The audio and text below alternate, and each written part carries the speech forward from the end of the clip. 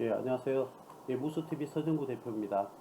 예, 대망의 2021년 한 해가 또 시작되었습니다. 어저께 코스피가 어떻게 장 초반, 첫날, 새해 첫날, 많이 상승하는 그런 결과를 보였는데, 오늘은 좀 조정받고 있는 그런 모양을 보이고 있습니다. 자, 오늘 제가 여러분들과 함께 할 내용은요, 어떤 내용이냐면, 요즘 근래에 우리가 달러 가치가 굉장히 많이 하락을 했습니다. 이러한 달러 가치와 이 달러 가치와 항상 유기적으로 함께 움직이는 그런 자산의 가치들이 변동을 많이 합니다. 일반적으로 우리가 달러 가치가 떨어진다. 그럼 달러 가치가 떨어지는 이유에서부터 또는 달러 가치가 떨어지게 되면 어떠한 시장에서 품질의 제품들이 또 상승할 수 있는지 이런 부분에 대해서 한번 원자재와의 관계에서 우리가 한번 지켜보자는 것이죠.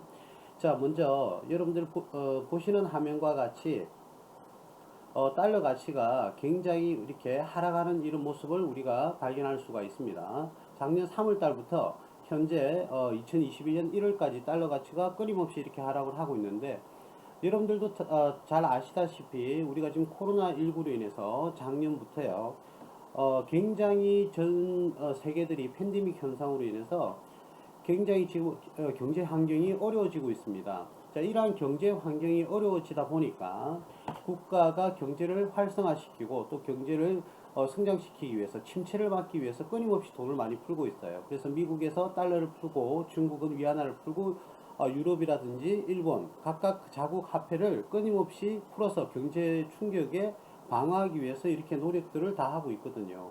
자, 근데 우리가 전 세계의 기축통화라고 할 수 있는 물론 기축통화가 달러뿐만 아니라 유로 그리고 엔화 이제는 위안화까지도 이런 기축통화로서 이 역할을 하고는 있지만 그래도 전 세계 중심의 기축통화는 우리가 달러라고 할 수가 있을 겁니다. 자, 미국에서 끊임없이 코로나19에 대응하기 위해서 돈을 많이 풀고 있어요. 달러를 계속 풀고 있다 보니까 상대적으로 달러 가치가 하락할 수밖에 없는 겁니다. 자, 그래서 지금 보시는 화면이 바로 환율 차트인데요. 환율이 끊임없이 이렇게 하락하는 모습을 여러분들이 눈으로 확인하실 수가 있어요. 1280원대 환율이 1080원대까지 무려 200원이나 환율이 이렇게 하락을 합니다. 자, 이렇게 환율이 하락을 하게 되면, 자, 우리나라 같은 경우에는 수출입, 즉 말하자면 대무역 의존도가 자그마치 70% 이상을 초과합니다. 대략 70% 이상 이하 이렇게 언저리에서 움직이는데 이 말은 무슨 말입니까? 우리나라는 대무역 의존도가 그만큼 높다는 것은 수출입으로 먹고 사는 나라다. 이것을 대변해주는 그런 지표를 보여주는데 이 대무역 의존도가 굉장히 높은 자원이 빈곤하다 보니까 대무역 의존도가 높은 우리나라 같은 경우에는 이 환율이 굉장히 민감할 수밖에 없습니다. 그래서 미국이 끊임없이 달러를 풀었다. 그러면 달러 가치가 하락하게 되면 상대적으로 어떻습니까? 환율이 내려올 수밖에 없는 거죠. 달러 가치가 떨어지고 우리나라의 원화 가치가 고정되어 있다면 환율은 떨어질 수밖에 없습니다. 자, 그런데 상대적으로 우리나라도 미국과 똑같이 이 코로나19를 극복하기 위해서 우리나라 정부에서는 계속적으로 우리 원화도 국가 지원금이라든지 각각 지원금, 기업 지원금 그리고 개인들에게 가정 가사에 지원하는 지원금을 많이 풀어드렸어요. 그런데 미국이 뜨는 이렇게 풀어주는 이런 달러의 양과 우리나라의 원화를 풀어주는 이런 양은 차이가 좀 많더라는 겁니다. 당연히 어떤 경제적인 충격을 받을 수가 있으니까 똑같이 그렇게 자금을 우리가 끊임없이 1,000억 달러를 푼다든지 1,000억도 아니고요 1,000억 달러를 푼다든지 1조 달러를 푼다든지 우리는 이런 정도의 금액을 풀 수는 없거든요.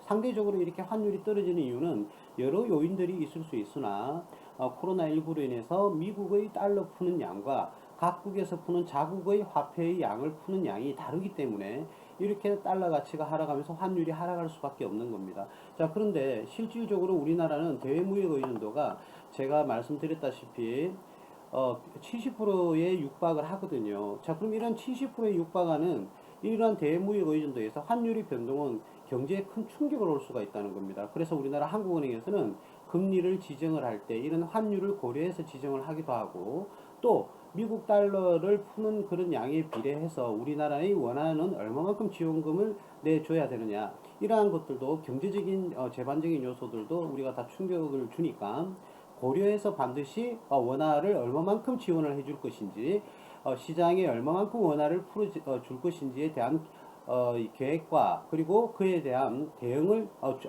중요시 여길 수밖에 없는 그런 정부의 하나의 과제라고 할 수가 있어요. 자, 그러면 결론적으로 들어가 보면요.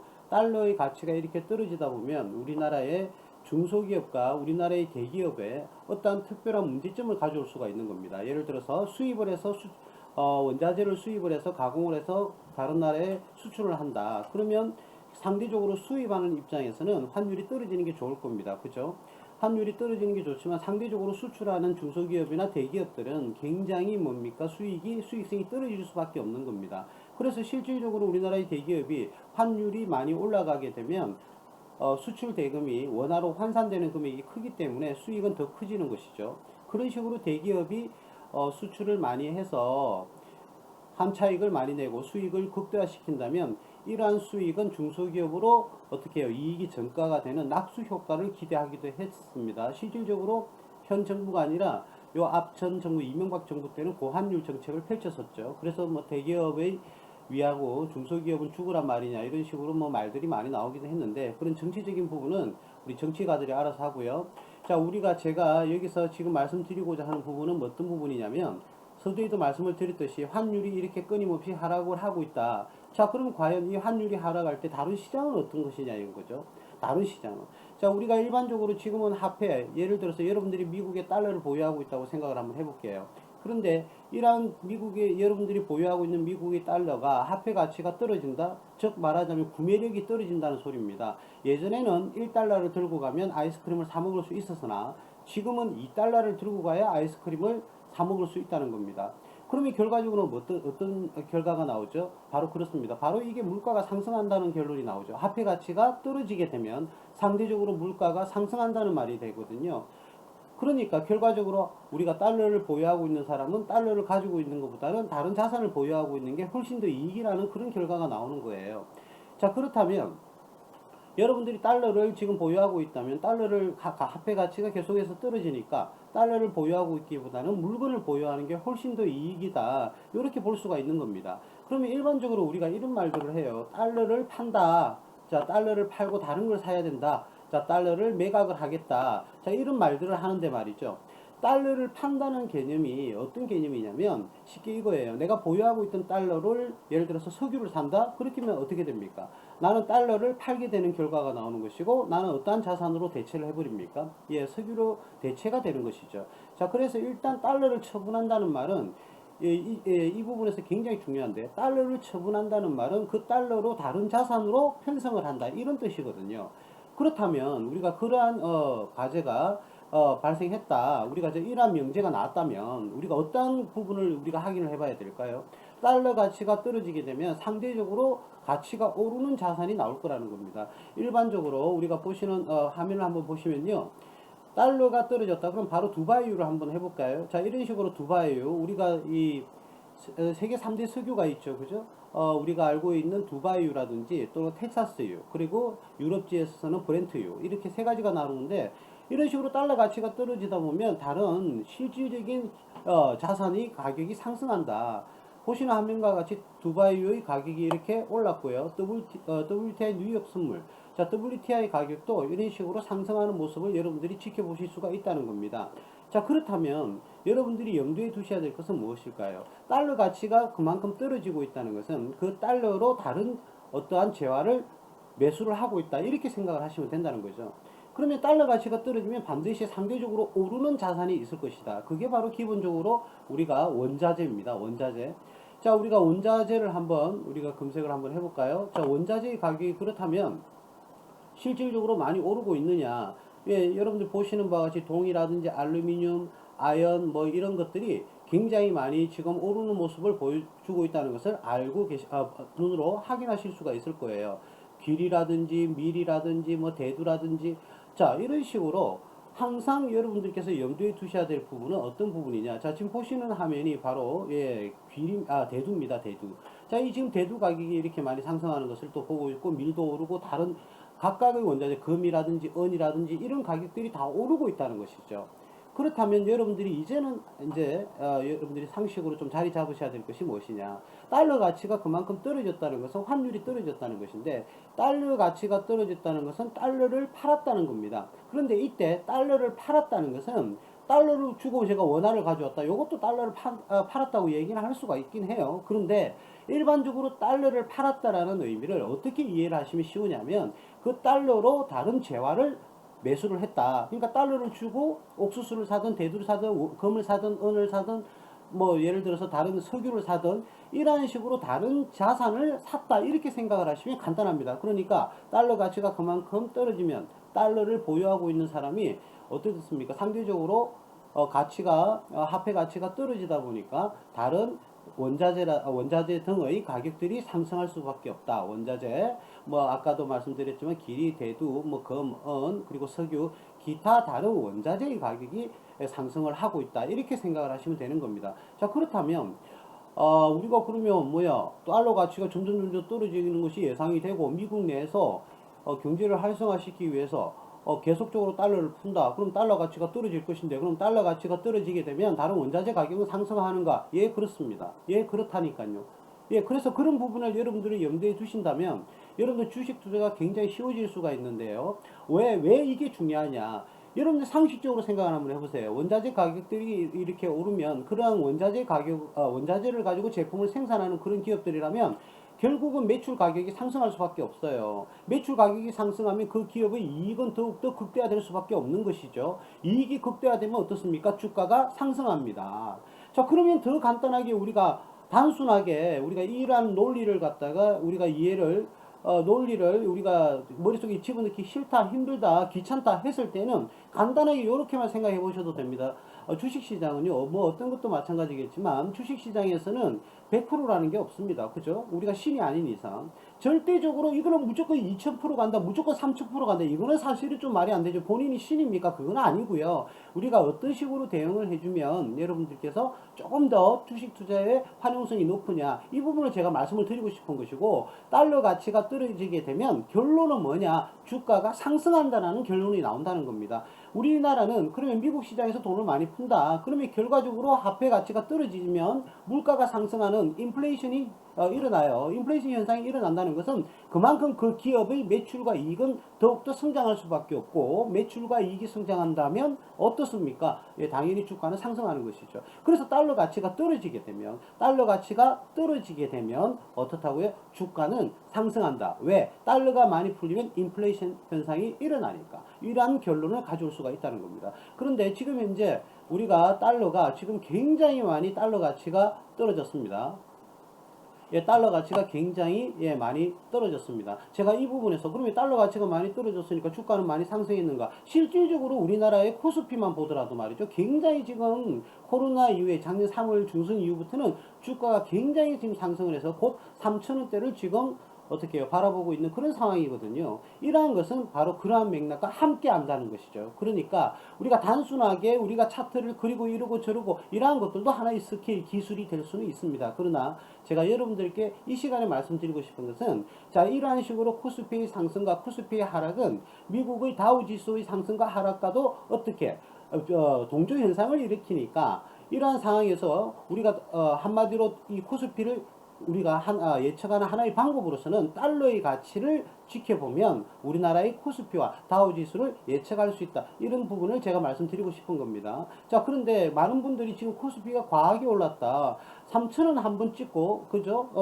명문적으로 우리가 명문적으로 3,000원을 찍었다, 이런 식으로 한 번은 이야기를 할 수 있으니까 3,000원을 찍었다가 어떻게 그 뒤 주가의 향상 방향이 어떤 식으로 이루어질지는 아무도 알 수 없는 거예요. 그건 신의 능력이죠. 근데 대부분의 지금 한 60, 70%는요 3,000원대 와서는 이제는 하락을 할 것이다. 3,000원 조금 초과하든지 3,000원 언저리에 와서는 이제는 하락 한번 조정을 받기는 받을 것이다. 이렇게 예상을 하는 게 뭐 대다수의 전문가들은 그렇게 이야기를 합니다. 그러나 그런 거에 대해서는 우리가 신이 아닌 이상 예측을 하기는 힘들죠.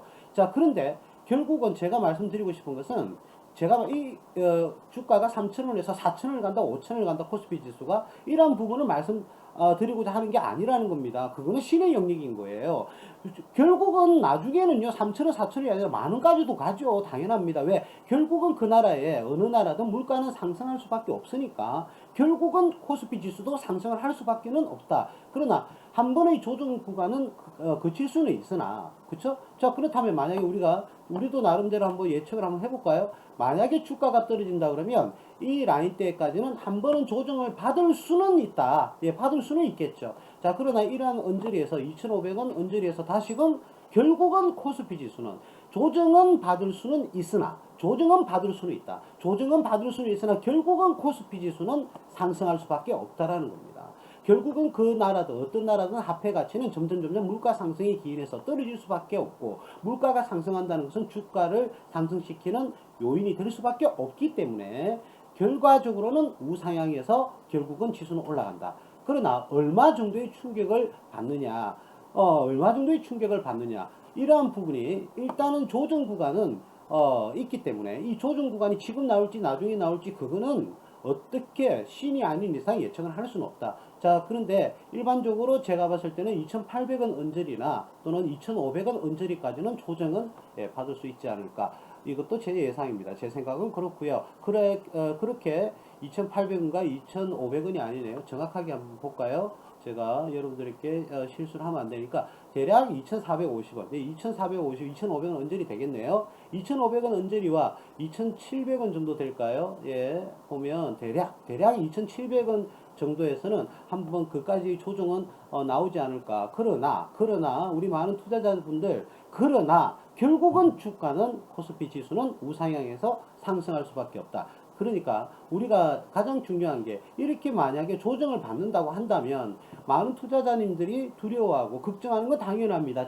본인들의 어떤 자산을 잃게 되는 그런 국면에 들어가니까. 그러나 결국은 주가는요, 어떠한 조정을 거치더라도 결국은 주가는 상승할 수밖에 없다. 예, 이런 부분을 여러분들께 말씀드리고 싶습니다. 두 가지 한번 정리를 해서 말씀을 다시 드리자면요, 달러 가치가 떨어진다는 것은 그 나라의 주가가 상승한다는 그런 결론에 가까워집니다. 달러 가치가 떨어진다는 것은 물가가 상승하고 있고, 물가가 상승한다는 것은 그 기업의 매출이 신장이 되고, 매출이 신장이 되면 이익이 상승하게 되고, 이익이 상승한다 그러면 EPS의 증가로 주가 수익률이 떨어지니까 결국은 주가는 저평가가 되어서 상승한다. 이렇게 보실 수가 있다는 거죠. 지금 상승하는 것은요, 달러 가치의 하락으로 인한 인플레이션 때문에 주가가 상승하고 있다. 이렇게 말씀을 드리겠고, 코스피가 어느 특정 시점에서는 조정은 받는다. 그러나 조정은 받는데 결과적으로 코스피 지수는 우상향에서 또 상승할 수밖에 없다. 이런 부분을 여러분들께 말씀드리고 싶습니다. 예, 감사합니다. 무술TV 서정구 대표였습니다.